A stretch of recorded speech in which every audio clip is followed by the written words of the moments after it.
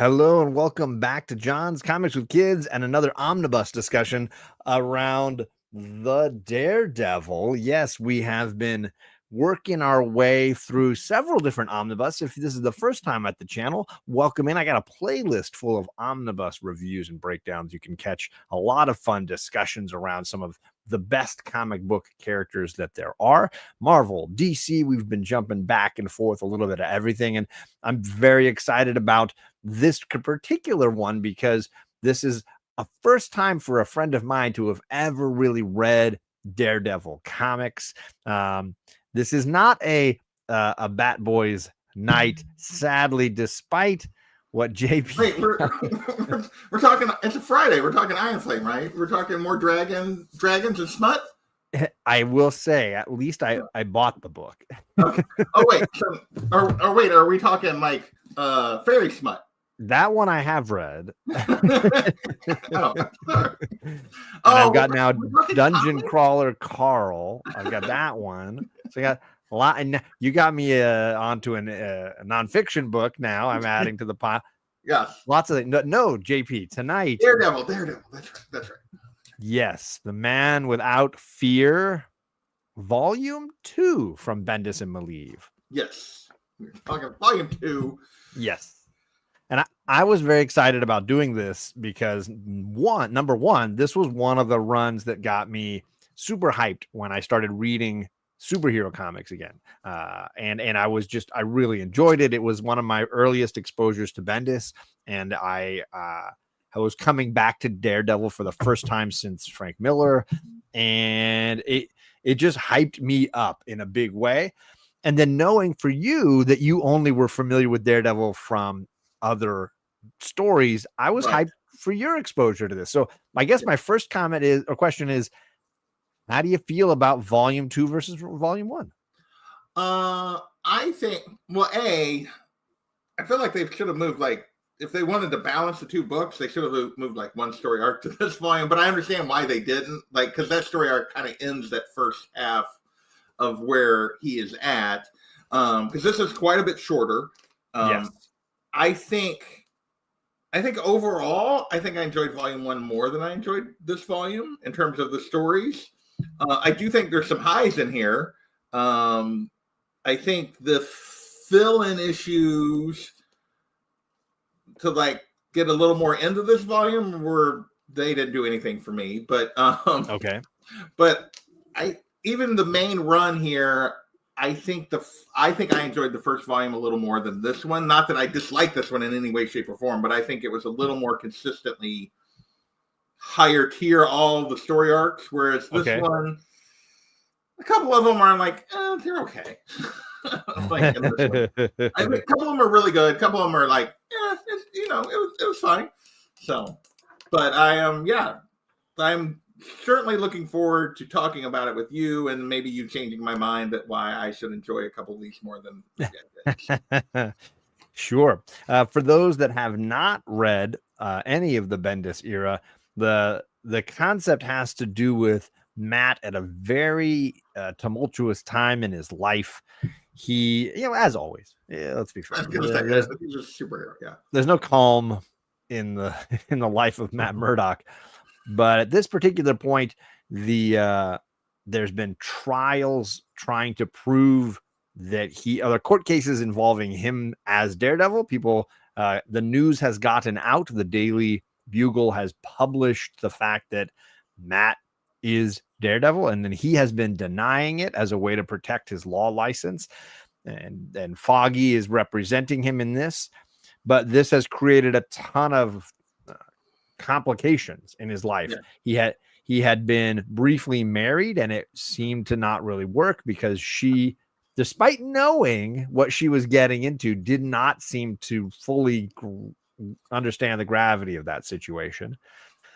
And then we had at one point the seeming death of the Kingpin, and Matt taking over. So just a lot of sort of roller coasters in Hell's Kitchen, and the Matt representing the White Tiger, who gets killed, or should I say, chooses to have death by police officer. And and then the passing of that amulet on the White Tiger amulet onto his niece, I think. Yeah, niece is correct. I think. Yeah, he's her uncle. So yes, and the niece is investigating Matt for the FBI, trying to prove that he is Daredevil for the FBI. Yeah. So a lot of like walls closing in around Matt, and anytime he seems to get one step forward, it's two steps back. And this first storyline, I do enjoy a ton. Has to do with the original Kingpin of New York, or one of the earliest Kingpins of New York. No, that's not the first story in this volume. That's the first one I have in my book. Oh, crud. I grabbed volume 3. Yeah. How well I prepared for this. The first story arc is the Black Widow one in this. Yeah, I even wore the T-shirt for it tonight. I didn't even grab volume 2 out of my cabinet. I read that one so fast, and most of tonight is in volume 3 here. So yeah, you're right. The first storyline has to do with Natasha coming back to New York for two reasons. One, because she knows Matt's in a tight space, but also she knows that she needs to have be hidden in plain sight, basically. Yeah. So the two of them leaning on each other a little bit. So yeah, let's talk a little bit about Natasha's state in this. How are you feeling about Natasha and how she fits into Matt's world? I have never read, I know the history of Natasha and Matt. I know that for a big section of the original run, I don't know, was it 30 or something issues? It's Daredevil and Black Widow. It's they have a long history together. And I guess I've read a few of their interactions, but not really. Even the Black Widow stuff, for the most part, he hasn't necessarily been a part of, so that I've read. So I really haven't had, other than the first volume of the Bendis, where she comes to town for a brief period in the first volume, when his secret first gets out there, really haven't read much of them, the two of them together, in terms of how they interact. And so for me, this was a lot of fun. I enjoyed this. Natasha just constantly pushes Matt's buttons. She knows how to manipulate him.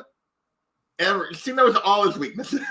Right. And, he comes home and he's still mourning that Mila has left him and that she's sending papers to annul their marriage. And meanwhile, the story arc is why Natasha comes to town and hiding in plain sight is basically they're trying to trade her for another villain. And and she's and Fury's trying to figure out a way to protect her. So, but he comes home and she's in his bed naked. Yeah, well, as she does, yes. Yeah, so it's just their whole interaction this whole time, and Matt's trying so hard to be faithful to this woman that left him, and Natasha just, as soon as she realizes that's why he's not doing it, she just pushes harder. Yes. And so I enjoyed the heck out of it. I enjoy their banter. Their obviously they're both super skilled in terms of fighting the stuff and fighting people and everything else. So I enjoyed. I love which is, I took the dust jacket off because they use it actually as the cover of the hardcover. They use a splash page, which is when they take out this guy at the docks, and she's not even she's just kicking this guy in the chest, head thrown back, Yep. Yeah, just this Alex Maleev splash page is phenomenal, and so a good. Perfect use for the actual hardcover of the book. So yeah, it's a lot of fun. The two of them together, here's the splash page in the book, but yeah, the two of them together, it's just freaking spectacular. It's just a ton of fun. And obviously, they have had a storied history, on again, off again friendship thing, dating back to, obviously there was even a stretch where Daredevil was titled Daredevil and Black Widow. About 10 issues worth, I think. I think it was more than that. I think it was 20 something, but yeah. Was it? Okay. Hello to White Tiger. I didn't say hello to you, Ruben Guzman, although you were tailgating. And Dio Wolf. We got all the animals in here. How you doing, Ken? And then we got Derek just saying hello. What's going on, Derek? Good to see you, my friend. Yeah, I'm off my game tonight, gang. It's officially the last day of school for the school semester, and Nice. too much going on. I this is just jam-packed day, so I haven't had a way to kind of center till now. Oh, you're good. You're good. Yeah, so there's a government agency going after Matt, and then another government agency going after Natasha. Yeah. and then yeah, Matt truly feels he is still married. He truly took those vows to heart, and his Catholic guilt, as always, is hanging on him in a massive way. Yeah.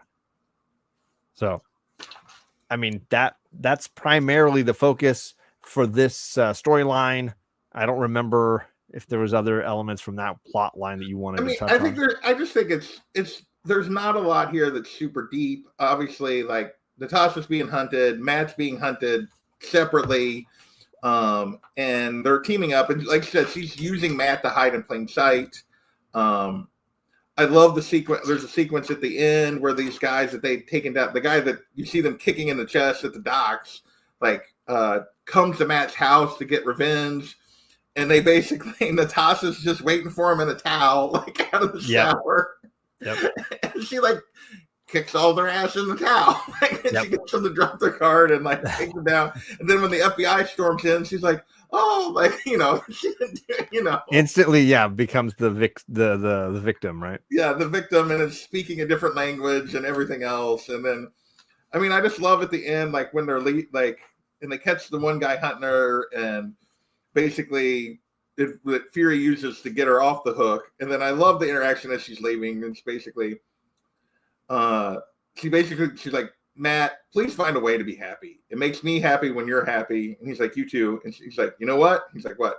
Next week you'll be lying in bed, and all of a sudden it'll dawn on you, you should have slept with me when you had the chance. And then she just walks away. So, I mean, I really enjoyed their banter. I thought it was a lot of fun. I don't think this story arc had some of the depth that like some of the ones in the first volume did, but it was just a ton of fun. Yes. And I think that's what it needed at this stage, as he's dealing with these court cases, and he's dealing with these, the failing marriage, and the heroes and villains knocking on his door. It's an ongoing theme in this whole Bendis era. The fact that now that people, to one degree or another, believe that Matt Murdock is Daredevil, it's like every day it brings a new knock at the door. Yeah. I mean, the other thing that kind of happens in this volume is the continuation of the Mila storyline. She left him right at the end of the first volume, and this volume starts with her basically serving him annulment papers that he's like doesn't want to sign. And Foggy's like, dude, you sign them because it's what she wants. She's like, if you respect her, you sign them. It's what she wants. And the story arc ends with him meeting her and basically saying he wouldn't sign up, like telling her initially he wouldn't sign them. And she's like, we shouldn't be married. It's not. She basically tells him, he's like, and finally he just admits, I did sign him. Foggy was right, but I do love you. And because I love you, I'm going to give you this, even though I don't want to. And then he walks away from her. So we see at this stage, he has given her the papers of annulment. Yeah. So, and that's literally like the page after Natasha was like, she slept with me, dude. But he, he gives in and walks away from her. At this point, we will see how that continues through the volume or whatever. And then basically the next issue is 65, which is basically the 40th anniversary issue. Okay. So that I'm glad, because the one I'm brought to the table today starts at 66. So okay, good. Yeah. And it's just basically any of those anniversary things with a bunch of little short stories. There's a story with him and Cap from when he first got outed. There's a story with him and Fury. There's him and Frank. There's nothing super. Him and Doctor Strange. There's nothing super interesting or deep in that particular volume, in my opinion, or that particular. Okay. So what's up, Ian? Thanks for coming, buddy. So yeah, the next story arc is the original Kingpin. The prior, whether it's original or prior or whatever, the Kingpin before the Kingpin. Yeah. And it also carries over the story from Owlsley in volume 1 Yes. regarding the was it it's not HGH, it's mutant growth hormone, right? Yeah, MGH or whatever. MGH, yeah. So the idea that there's this drug on the street that people are using that gives you temporary superpowers to one degree or another, and that it's actually made from the genetics of Leland Owlsley. Like it's his own DNA, which has some, superpower in it. And people are basically turning that into a drug, and somehow it's giving people abilities. They're claiming that it's coming from a mutant, but it's coming from Mr. Owlsley. And I don't think he is a mutant. I don't remember how he got his abilities, but he's more like a mutate, like somebody that's had something done to him to get powers, and not correct part of his genetic code. Yeah. So the plot line for this one involves this gentleman who has been in jail for a considerable time, busted by Matt Murdock in the early days, getting out of jail and coming back to the old Hell's Kitchen neighborhood that has changed considerably, with a grudge on his shoulder and the newspapers everywhere telling him the identity of the guy who put him in jail. Yeah. And he basically, the story skips around in time. So that can either be a plus or a negative, depending on your enjoyment of those kinds of stories. But what you have is, in the segments labeled today, he has captured Matt, bound him in chains, and is basically trying to kill him in the middle of the streets. And we jump back in time all the way to the beginnings of this gentleman coming to power and their first contacts with Daredevil. And it's mixed together with him getting out of prison and crafting this plan to seek out his revenge. And it involves characters like, what's his name? The guy. Gladiator. Thank you. The gentleman who makes suits for people now. Like he's basically makes superhero suits now. And he's been in the show, and he's a character that's often been in conflict or on the side of Daredevil. He's got mental health issues and can sometimes be, paranoid delusional. And so he's been making suits for Daredevil. He's been making suits for himself or for villains and whatever. And he gets, you get to see how he originally kind of came into the life of this early Kingpin, and you get to see how he is sort of blackmailed, cajoled into coming out of retirement to take on Matt one more time. Yeah. The other thing that goes on here is this is where we get the Angela Del Toro White Tiger stuff, is where she comes in. And so that's also going on here, is mixed in as this FBI agent. Yeah. Supposed to be hunting Matt.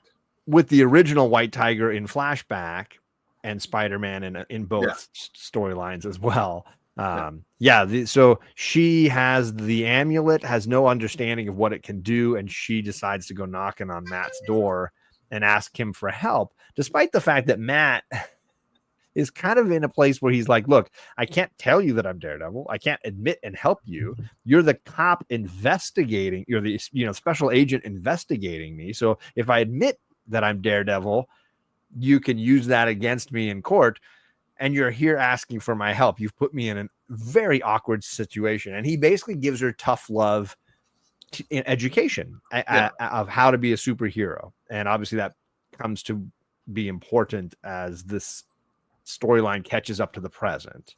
Right. As I mentioned at the top of the show, and I thought this was the beginning of the volume, I really do like this story a bunch. I like the jump around in time. I like the way that they show through the style of art different eras. Right. And you get to see this kind of fun look at Daredevil through the eyes of the villains in a way.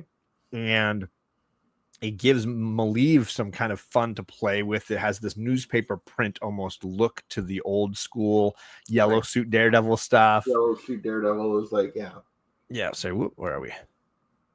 Yeah, you can see on the left the suit that he's wearing has a fun texture to it almost, And that was the first page I found. I find one that has like the yellow suit in it here of him, old school. Yeah, I got it. Here you go. Oh, here you go. Yeah, it just there's a fun paper texture to the visuals that I think is kind of fun, and you get a sense that that they're playing with the style. And then when they jump back to like even the older stuff of when this guy first came to power, you go clear black and white. Yes. So you're getting different eras. And you get a sense of maybe why this guy is holding a grudge, how he feels it was unfair, despite the fact that he's kind of his own problem in life, clearly. Yeah. He's also abusing the mutant growth hormone as a way to intimidate people and to be able to match Daredevil in certain moments. So you get to see him, basically willing to give his life for his vengeance. Yes. If that he's an old man at this point. He knows he's nearing the end. Yeah. Yes. And like he's videoing Matt without his mask on. He's them beating him up. He's dragging him into the street. He's what is his name? Bont. And and you see in the flashback that he actually had went to Matt to basically try to get him to defend him, and Matt refused. Yeah. And so he had a grudge against Matt anyway, and he obviously had a grudge against Daredevil because Daredevil put him in jail. And so when he realized they were the same guy, he kind of snapped when he got out. Yeah. I will say I didn't find him super compelling to me. The villain. Yeah. He wasn't. He felt very one note, like in terms of just very generic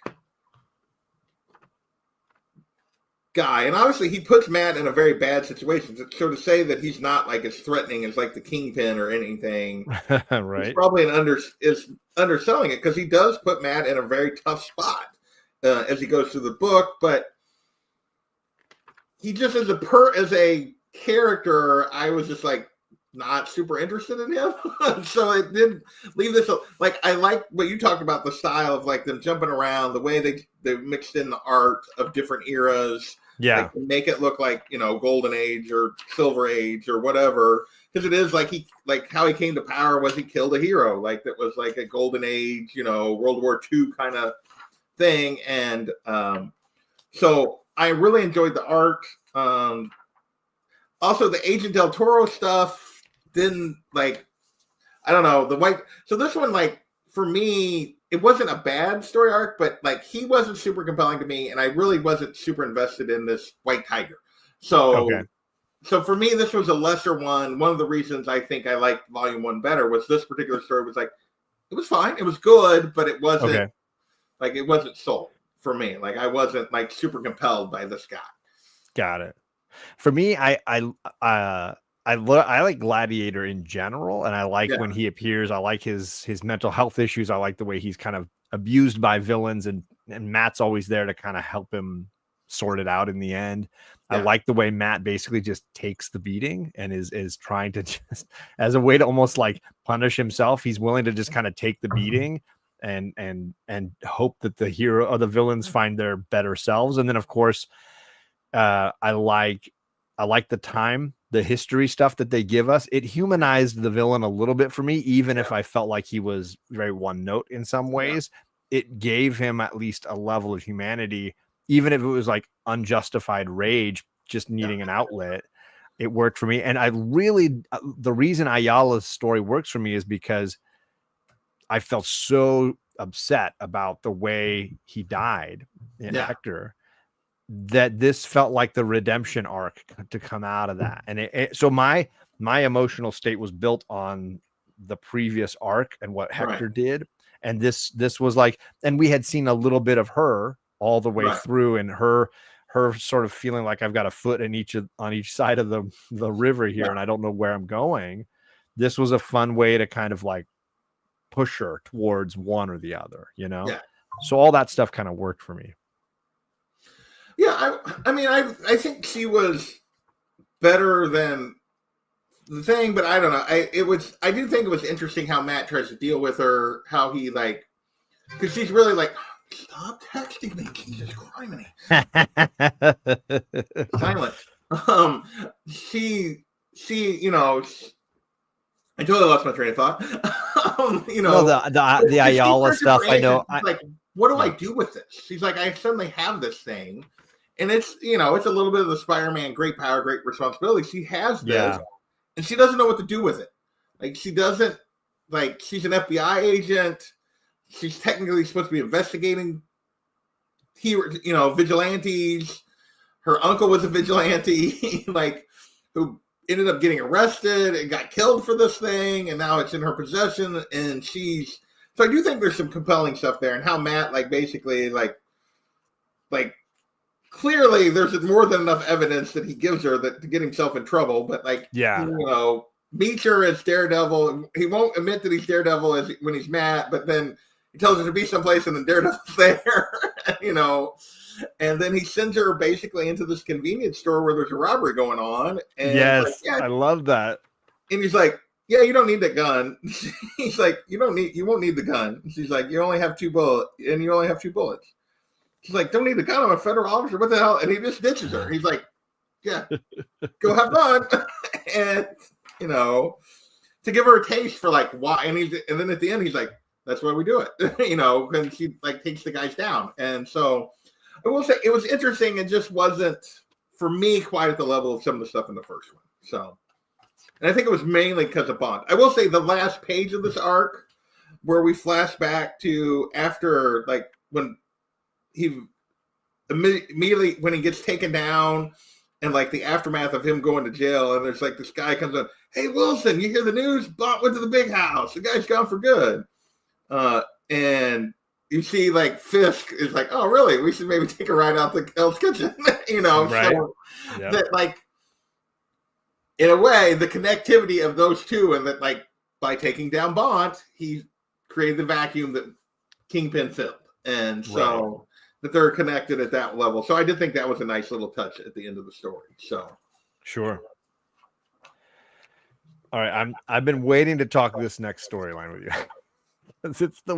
it's the most weird, disturbing, like almost Exorcist like it feels like a 70s horror movie. This next plot line, it's called Decalogue. Yeah, I'm gonna do my best to explain it. I will say I can't decide if I like it or not. I can't. Like, I've read it enough times, I kind of know it. It's just creepy enough to bother me where I don't want to read it when I come back around. But let me tell the story as I know it.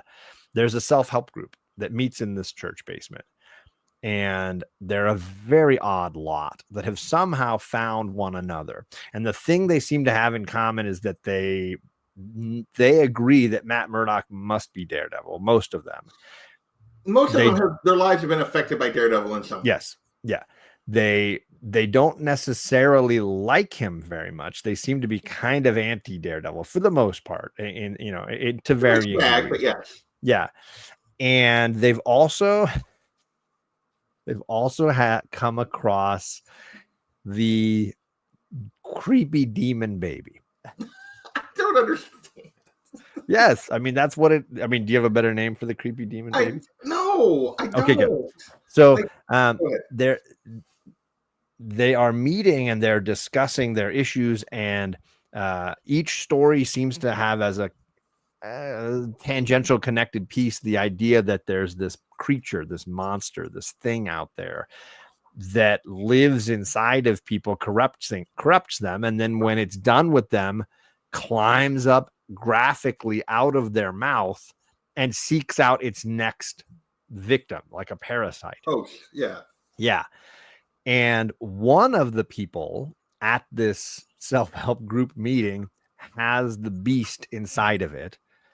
And somewhere in issue 3 of the storyline, Matt Murdock rolls into this place, and he's like, he has basically put the pieces together, because in several of the altercations with people infected with the beast, he has been unable with his, because he literally can't see.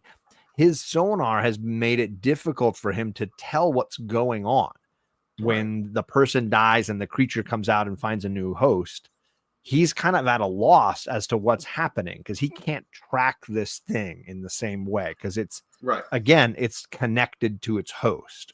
And so he's been trying to figure out what's going on, and it's left him quite confused, and he's tracked it to this meeting. And now he's come in there to kind of confront them. He ends up chasing the newest person with the beast out, and the victim ends up getting hold of a gun and killing himself and the creature at the same time. Then Matt can go back to the group and say, you know, there's no beast anymore, and I'm sorry. And he basically admits to the group that he's Daredevil, and then I would say that the story is utilized in a sense as a way for him to be confronted by the average citizen for his vigilantism. And, you know, they're able to kind of like speak to him directly. He's able to hear it. He's able to kind of speak for himself a little bit. And then, you know, in typical superhero fashion, walk out into the rain. What are your thoughts on Decalogue? I feel like it's a bit of a missed opportunity. How so? I think the Demon Baby takes away from what could have been a really interesting story arc, because we get to the part where like they're having this meeting and they're all been touched by Daredevil and they're all telling their stories, and some of them don't like feel that he's super negative because he's put their husband in jail or he's, you know, or whatever. And some of them are like, he saved my daughter's life, or, you know, and there's this back and forth of like who these people are. And like, and then the one guy who's clearly a bad guy that he chases to the meeting, and he starts talking about him being like a ninja and that he knows stuff about him. And he's like, yeah, he can just blend into this room. And then Matt's just there. Like, and nobody noticed that he was there the whole time.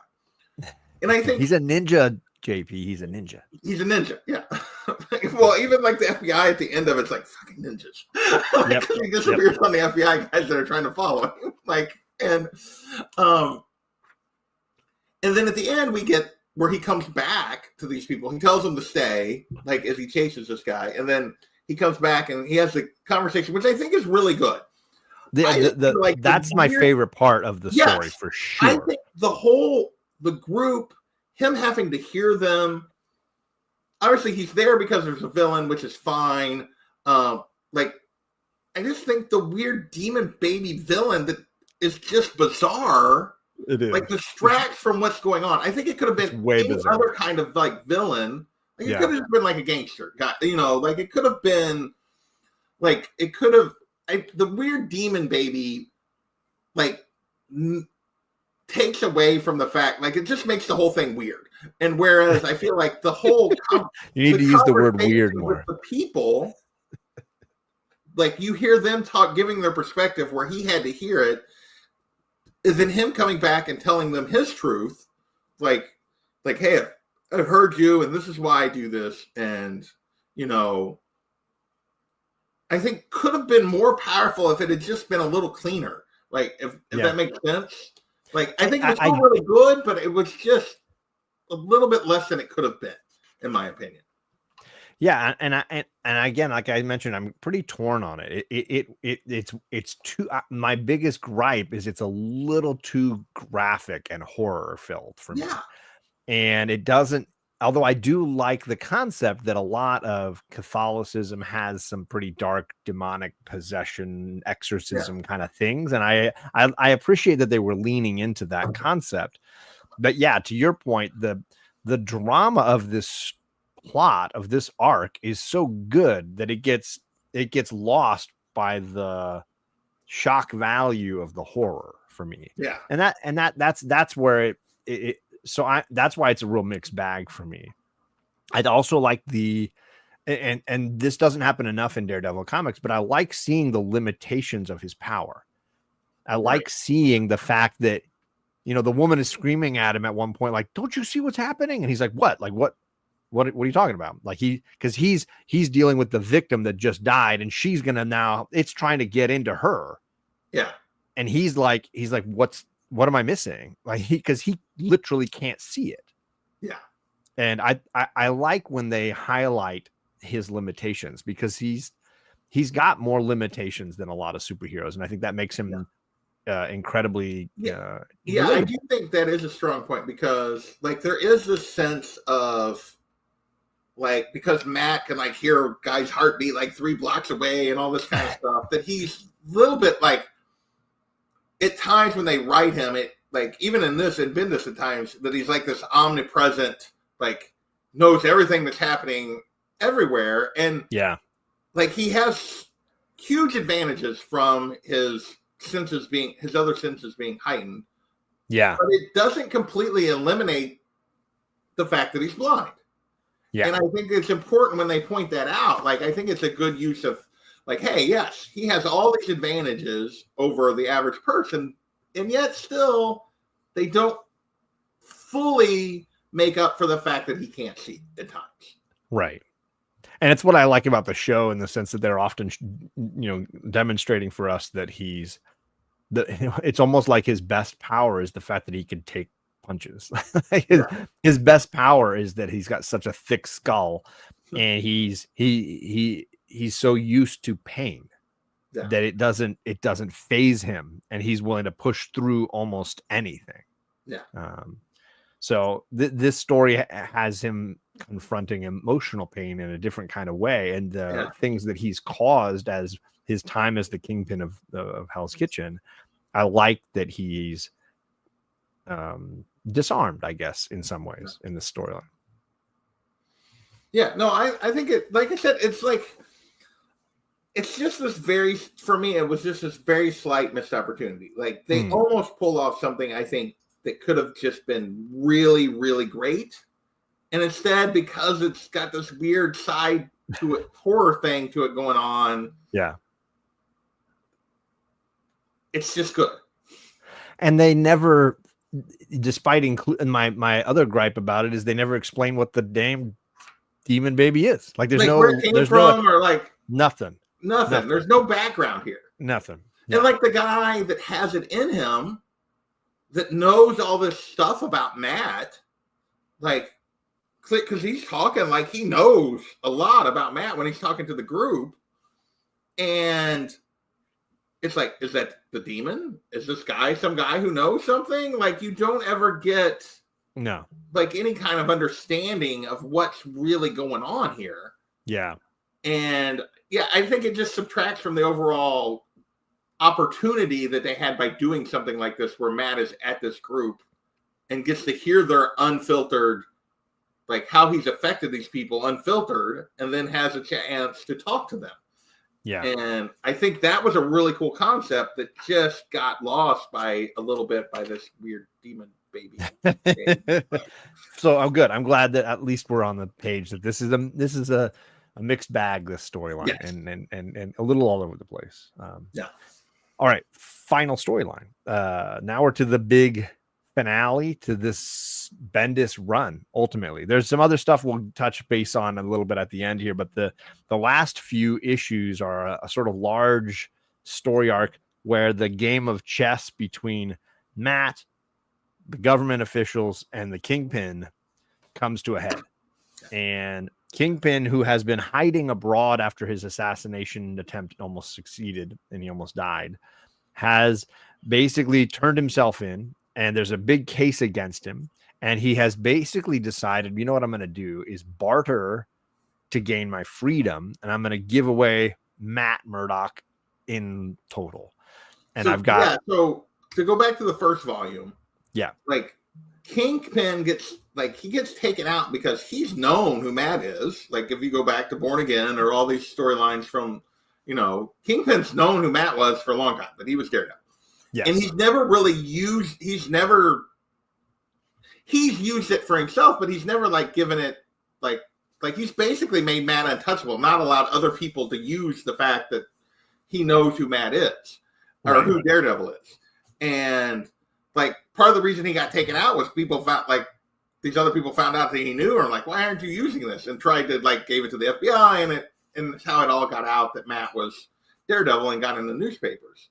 So Wilson comes back, he's in jail, and he's like, I'm okay, it's out there. I'm gonna confirm it. I'm gonna use it like to get myself off and put Matt in jail. And the FBI decides, you know what, we're gonna make this deal. Which is like, and they decide because Matt had put him in jail when he became Kingpin. Like he had beat him up, and that's why Wilson was in jail. And so yeah, and you get to see like this FBI director, and it causes Angelo Del Toro. She ends up quitting. Like he's like, well, that's good because you're fired, you know, because he realizes that she hasn't really been trying to catch him. No, not at all. So yeah, he's willing to let the kingpin of crime off in order to put Matt behind bars.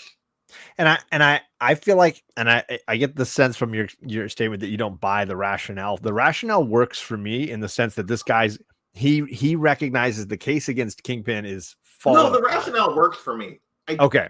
No, it does. Like it's totally believable that he would make this decision because he's basically trying to save his own ass because he knows he can't actually convict Fisk. Yes. He doesn't have a good enough case. No. So he's like, I got to get something out of this. Yeah. I can salvage Matt Murdock going to jail and save my own ass, right? Save face. Yeah. Sorry. And which is funny because in the first book, when it first comes across that Matt is, when it first comes out that Matt is Daredevil, he's basically like, okay, well, we'll pursue it. Yeah. Like, but he's unwilling he doesn't want to go after it. And it's really when he realizes, okay, like, I got to do something. And basically, and once he decides, he basically burns anybody that gets in the way of, like, he's he's like, okay, I'm not going to get Fisk. I'm getting Matt. I'm getting somebody. Well, and the other piece in the story is the news reporter, Ben, because he basically gets called in by Fisk to report on the whole thing as a way of keeping the government honest. Yeah. He's basically telling everything to our favorite reporter. I already forgot his last name. Ben Urich. I keep wanting to say Riley in my head. Ben Urich is basically following along, and he's not happy what's happening to Matt and what's going to happen to Kingpin, but he's got no choice but to just ride this story along. Yeah. And Kingpin, meanwhile, is playing a bigger game here. He is calling in a lot of favors because he's claiming, oh, I've got this stack of documents and all of this information stored in this special place that can prove everything. You just got to get me there before Matt Murdock gets it. Yeah. So now there's this, like, over a couple of issues, there's this sort of race to get to this storage unit. Kingpin, Ben, and the cops going on one side. Matt gets alerted by Elektra. You got to get there. This is legit. We're in deep weeds.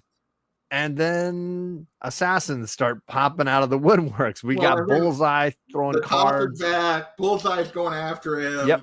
And you get, like, basically you're getting everybody, like, pulled back. Meanwhile, Matt, like, is behind the times because Mila came back to him. Yeah. And so they went off the grid, like, together to be together. Like, she finally realized, no, she did love him, and she comes back to him. So just in time for Elektra to knock on the window. Yes, just in time for Elektra to knock on the window, which, Yeah. And that scene is, let's see if we can find that. Because Elektra, it's is always a lot of the threads dressed. Yeah. Like, a lot of the threads for this entire Bendis era sort of like weave into this final storyline as the end game plays out, basically. So we can get to the ending in just a little bit, but what did you feel about the way this sets up and the way the action gets going? Yeah. Matt in bed with his Yeah, here we go. woman, and then Elektra's at the window. Which I guess she's blind, so she doesn't know that Elektra's basically naked. You know? Yeah. Like, But Matt doesn't date uggos. No, Matt is, Foggy's like, I don't know how you do it. Yeah, nobody knows. She's hot. He's the slut of the Marvel universe. That yes, Matt Murdock. For a Catholic boy. You know. Yeah. But yeah, I mean, and we see like Natasha tries to call in a favor, but apparently at this point, this is when basically we were switching from the old Nick Fury to the Samuel L. Jackson version of Nick Fury. So there's no Nick Fury at this point. No. And you've got Maria Hill's basically like, Maria I'm Hill not taking my neck out for that guy. Is running S.H.I.E.L.D. and she's like, look, I appreciate you. I'm excited to help you out here, but I'm the new guy, and the first thing I do is can't be to help your boyfriend. So yeah, we get Natasha, we get Elektra, we get Iron Fist, Luke Cage, Spidey shows up. We got Ben Urich. We got it's chock-a-block. Everybody from Daredevil. There's a great part at the end that Owsley, who's really kind of a joke as the villain, like Bendis kind of made fun of him during the how big of a joke he was early in the run. Yeah, when he tried to fill the Kingpin's shoes after he got shot. And I love that Owsley sees what Wilson is doing and is basically the reason it doesn't work. Like he's like, oh yeah, well I can put you in jail for something else, Wilson.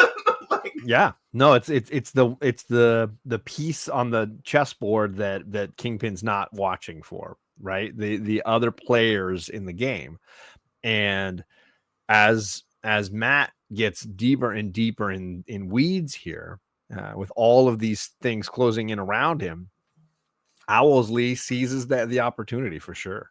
Yeah. And we also get Night Nurse. Like there's a ton of characters that get pulled into the book at this point. Yeah. So it culminates with a bunch of big fights going on in downtown. Bullseye is doing Bullseye crap, and and Kingpin reveals once the city is just like tearing itself apart. Kingpin's like, actually, there weren't any documents. Like there weren't any. Yeah, there's nothing.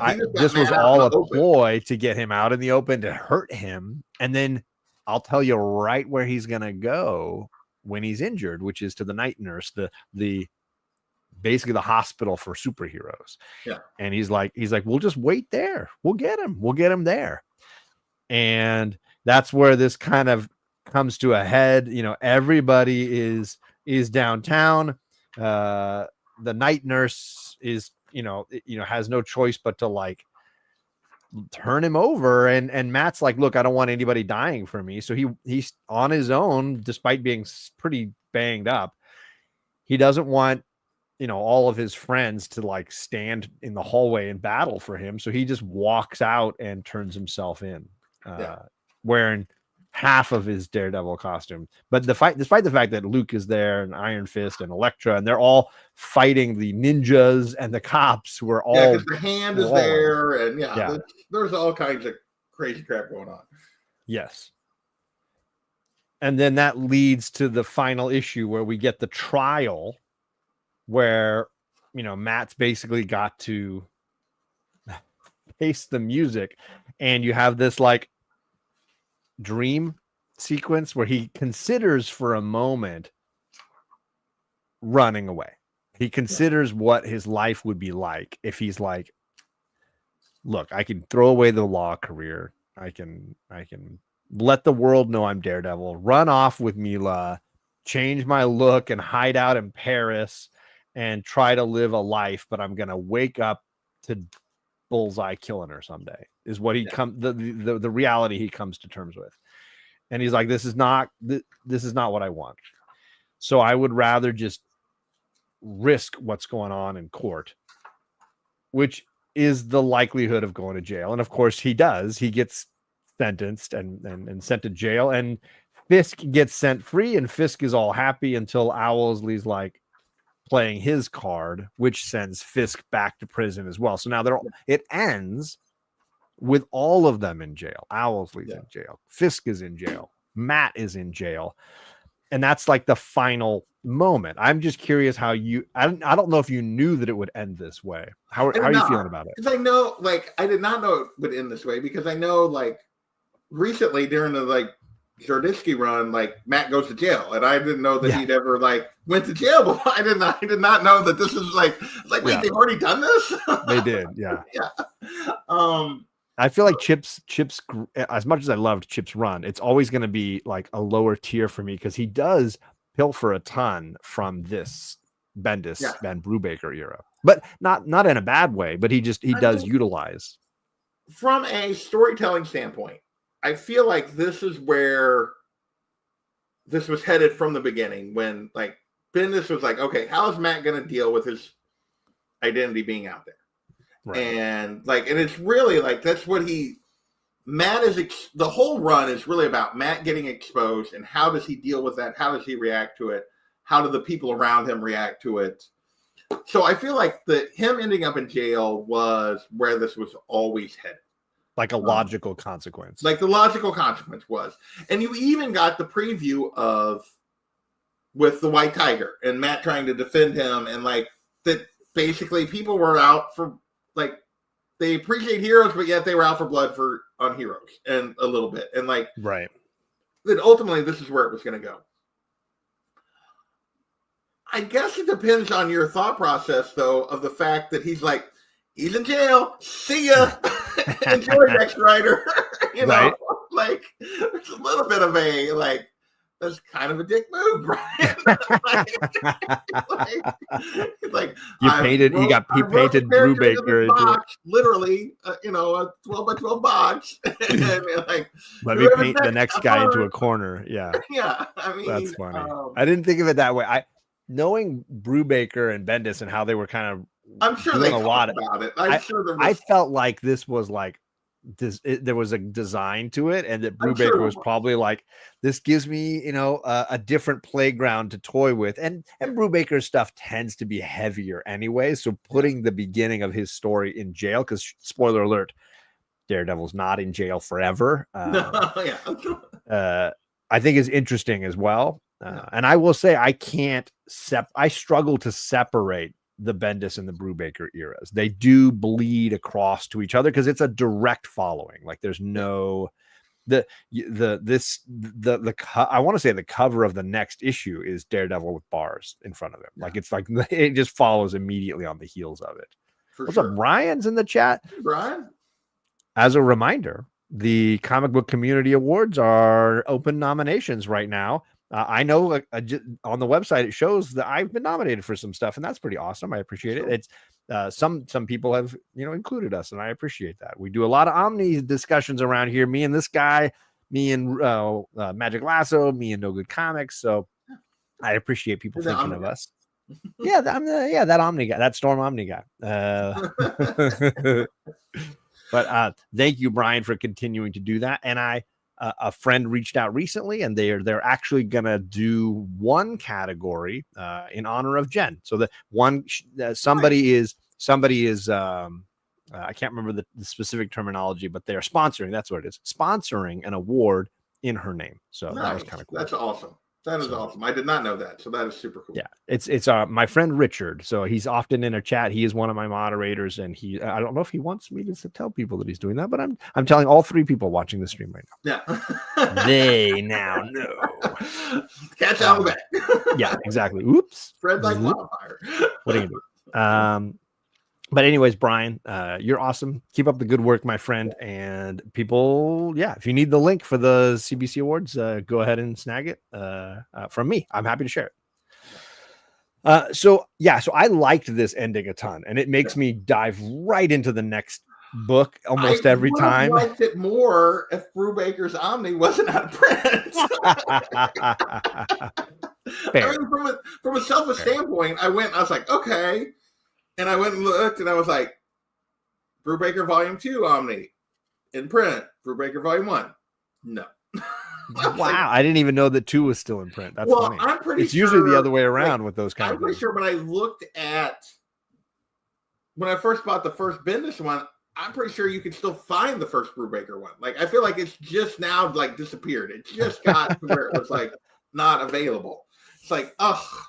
So yeah, so I don't know how I'm gonna finish this because I'm like, I would like to know how he gets out of jail, how they logically get him out of jail. Yeah.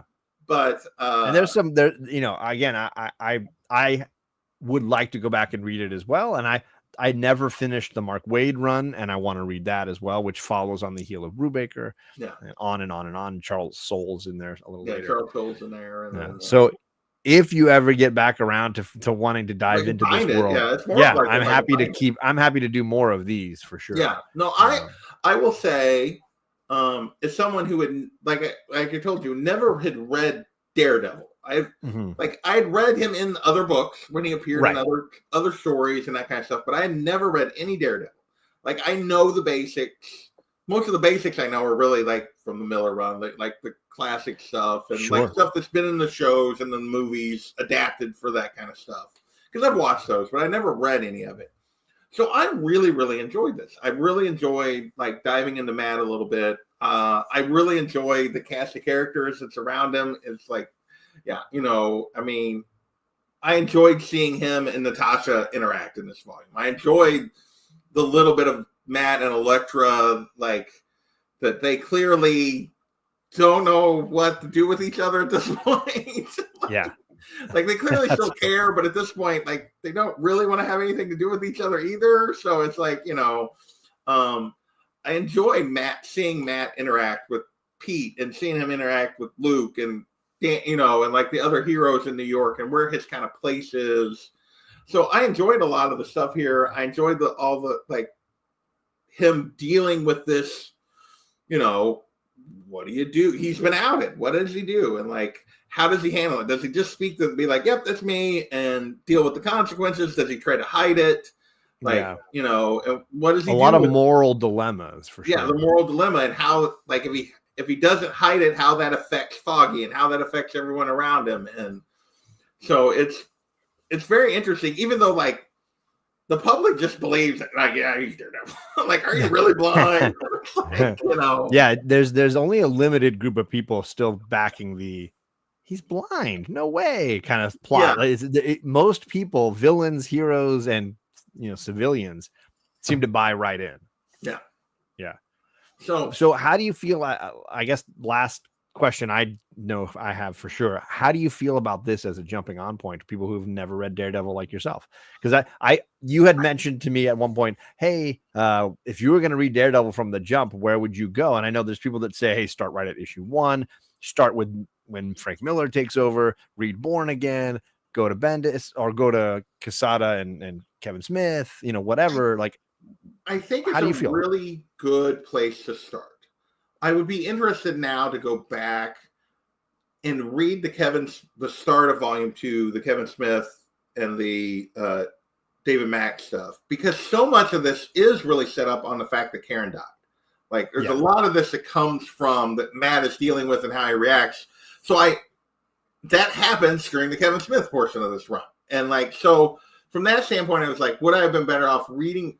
Like, I don't feel like I necessarily needed it. Like, knowing she was gone, knowing like the basics of their relationship, I don't know that I necessarily needed to see it or needed to read it, but it would be interesting now to go back and be like, okay, would I recommend starting with Kevin Smith or is it fine starting with Bendis? And like, having not read that yet, I don't know for sure, but in terms of a jumping on spot, I think if you have a basic understanding of the character, I think it's a fabulous place to jump on in terms of, like, if you've seen the show or something. Like, if you've seen the show, like, if you don't have any clue of the relationship he has with Fisk, the relationship he has with who Karen Page is, who Bullseye is, then I feel like it might have been a little tougher of a leap. Sure.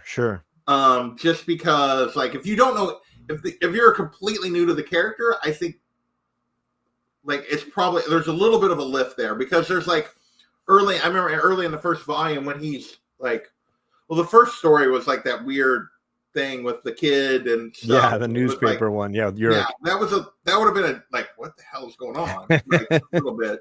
Yeah. And then the second one has like the scene where like he's thinks he sees Bullseye in a crowd, and he's like a little disoriented and stuff because they've messed with his hearing and stuff. And it's like, yeah, the bombing in front of the courthouse. The bombing in front of the courthouse. And I feel like some of that stuff, like having a basic understanding of who Matt is, who his villains gallery is, like for me, it was an easy jump on. Okay. I do think like if you're like completely like, I don't know anything about Daredevil at all, it might be a little tougher to start here than maybe at the beginning of the volume. But I don't know. But I haven't read the Kevin Smith stuff, so I don't know. Yeah. And it's that because it's only about whatever, like 15 or something, 20 issues prior to Bendis.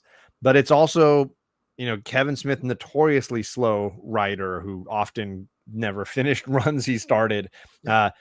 His stuff bleeds into David Mack, and I think some of that stuff, as good as it is, it doesn't flow well. It's a little clunky. And like from the moment you jump in, because it's really from the beginning, it's about like even before his identity gets out there, like which is like an arc or so in, but it's really about that from the beginning. It's like everything that's happening is leading up to this moment where front page of the newspaper says Matt Murdock is Daredevil, Yeah. And so from that standpoint, I don't know because I haven't read it. I don't know that you need it. I do think there is a little bit of a lift if you've never watched any of the shows and you don't have a basic understanding of who Matt Murdock is. I think it might be a little tougher than it was for me. Yeah, no, that's fair. And then, of course, I said at the beginning we would mention it, but this omnibus and this final trade volume include a what if Karen Page hadn't died, and 3 issues of the Ultimate Marvel team up, right, that are by Bendis and center in and around Daredevil. Both of us basically said, not great, not necessary. They're just trying to pad an omnibus in a story. And that's how I feel about it. Do you want to add anything for those? I mean, the what if on Karen was better than the but ultimately it ended up basically in the same place kind of thing. Actually, almost worse. It ended up worse because Matt ends up killing the Kingpin as a result. Like it goes around the round that it like actually he'd been worse off if Karen lived. And it's like, okay, like it was just it was like overly dark in a way that's like, oh, Karen had to die. Screw her. It was like, okay. Yeah. And then the team up stuff I didn't think was very good at all. I honestly was like, this is not good. It's not good writing. It's not good. So it just seemed like they were trying to expand these volumes to add a little more padding to them, and it's Bendis writing Daredevil, so I understand that it does connect, I guess. Yeah, but unnecessary for me. Yeah, unnecessary. I do want to put in like we didn't talk a lot about Alex Maleev in this volume. Yeah, let's. I mean, he's definitely worth highlighting for sure. Yeah, and obviously some of the covers in this are just freaking fabulous. I'm not finding the one I'm looking for at the moment, and then like I showed the splash page with what they used for like the back of the book, obviously, and then like there's like there's like some of his splash pages, just Bullseye, Elektra, Black Widow, Matt, like the cards going everywhere. So cool. Yeah, there's several of these throughout this volume that are just really fabulous, or even like 3/4 pages here. We get some Iron Fist and stuff. Yeah. Yep. Like Maleev's art, it is a little different style than you're probably mostly used to, but it is like it's just really, you got to have the superhero walking in the rain. Yeah, for sure. But it's some really really good stuff. And I mean, the cover to this trade is really fantastic. With that's flying through the air. Yeah, look there, you got it. Yeah. I was literally it just flipped to that. What's the one? I was, he draws the yellow suit well. He draws the red suit well. I think he does. He just does a great job in general. I know that they're not the most beautiful in the sense of like just like comic book. You think of like a Jim Lee or whatever, but they are. I hate using the word grittier, but they do seem dirtier in some ways, like in that fun street level fitting kind of way. Yeah. We got some homies invading from the Discord. We got 90 miles from comics and Discord raid, and so is Darth. What's up, Darth? What's up, 90? We got Sicko doing a Discord raid, and yeah, I guess Marcus is here too. What's up? That guy. I don't know about that guy. But yeah, I do think I connect both David Mack and Alex Maleev strongly with this era of Daredevil, and I love it. And shout out to David Mack too, because he has not only the issues immediately starting before Bendis, but he has a few issues scattered inside the middle of the right. Maleev Well, era, Bendis does that where he takes over, arc, and then Matt comes back, and then before Bendis just takes over. But and those are fun, and they're often collected separately in small hardcovers because he is writing and drawing all. Yeah, now this is where it gets lovely. All of the covers he does for Black Widow are worthy of framing and hanging up. One of them is particularly spicy as far as like, do we really need all that ass? Like, I don't know. I don't know if we needed all of it, but the Discord raiders will be very happy if we share it. What's up, Rod? The Weekend is also Discord raiding us. What's up, Rod? Oh, it's the next one after that. The one I just showed is 64. Yeah, he has like 2 or 3 of her in a row. Well, I just mean like the dead ass one. Like yeah. It's a great one. It's a great one. There it is. Yep. All the cakes, and eat it too, friends. I mean, and then there's one toward the end with her and Elektra, and it's like, it's just like, So yeah, Maleev really does a top flight job here. With her and Elektra, like. Yep. Now these, I want to say, are these Greg Land or Horn or somebody? I don't think that those are Maleev. I don't think Maleev did that. Did he do the ones at the end? Did Maleev go off the covers at the end? I thought he might have. I could be wrong. Maleev color. I'm sorry. Why are you on the big screen? Sorry. I thought that maybe some of those covers were not his. They don't look like his style. If they are not his style, he was doing something slightly different with those covers. Yeah, it doesn't say anything about somebody else. It doesn't. Yeah, it doesn't list an alternative cover artist on mine. So maybe it is him. I don't know. Yeah, the only one that says like that Greg Horn does or Greg Land does is the 40th anniversary special. Oh, okay. According to this, at least. So. But anyway, yeah. I don't give you power. I deny you your power. No rent for Marcus. Don't give it to him. No rent for him. Right. So yeah, there's definitely some worthy love for Maleev and I don't know if there's anything that we haven't mentioned about how much we like him, but as long as he's not drawing the Demon Baby, we're probably good. Yeah, the Demon Baby. I mean, I guess he does a good job drawing the Demon Baby because it's gross. It is disturbing. It is disturbing. So I guess he reached his, he did his job. So. Well, again, I want to thank you, JP, for being willing to discuss Daredevil. I'm glad. I appreciate you giving this a shot. For me, like, thank you for this because I don't know if I would have got like what it would have taken for me to actually get to Daredevil if we weren't going to do this. So right. And so yeah, I'm glad I got to read it. I'm just basically mad Brubaker's first Omni is out of print. So like I gotta figure out something at some point. But I'm tempted to grab the second one just so I have it if the first one ever comes back into print. Just hold on to it. Yeah. But yeah, so from that standpoint, I'd like to continue, but for now, this was a good. It was a nice introduction to a character that I knew a lot about, but had never sat down and read. So sure, and didn't have a full appreciation for him. You've been a member for two months, my guy. I appreciate you, Marcus. Nope, still no crown. We will probably be back to a DC omnibus next. We tend to sort of oscillate Marvel DC. There's a few Wonder Woman ones that we both have, and Gotham Central that we both have, so that we may tinker with some of those. But you'll have to keep watching for us to make an announcement and share whatever we're diving into for the next round. We originally thought of these as like monthly, but I think we've kind of fallen off to sort of like maybe every other month-ish. We missed May, but it's fine. But I'm far easier for me to read over summer, so I tend to get a little voracious when I'm not doing Omni X-Men and I'm not, teaching or running the school as much every day, so I can tend to get away with a little more reading. So it's possible I'll be more productive in July and August. All right. So huge thank you for everybody coming by and hanging with us, hitting that like button. Of course, support Brian LCS with the Comic Community Awards if you want to, and head on over there. I'll be live tomorrow morning with the usual morning show. And then for Father's Day, I'm playing Dungeons and Dragons with this guy over on White Whale Comics YouTube channel. So that will be happening on Sunday night.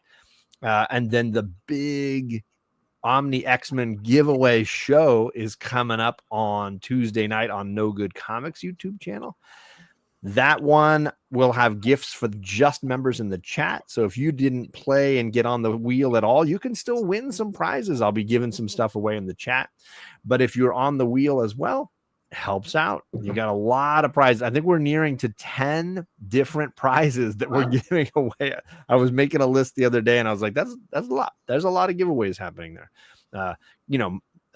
Key Comics, an Omnibus, original artwork, trade paperbacks, all the stuff, all the giveaway stuff. Oh, and then my annual X-Men catered mystery box. Somebody will get a hold of that one. Somebody's got to stop Magic Lasso from winning that. That guy's gotten it twice. It's not. That means you come to me, so I can make you just send me a whole bunch of Emma Frost books. No Cyclops in that. If you're catering it, there would be no Cyclops. Exactly. That's how you know it's catered. It would not include Cyclops versus all the Dazzler stuff that I included when I sent one to Magic Lasso recently. All right. Kitty Pryde, give me Emma Frost. There you go. All the best X-Men are not men. So thank you again, everybody, coming by, and we'll catch you all again later. Peace.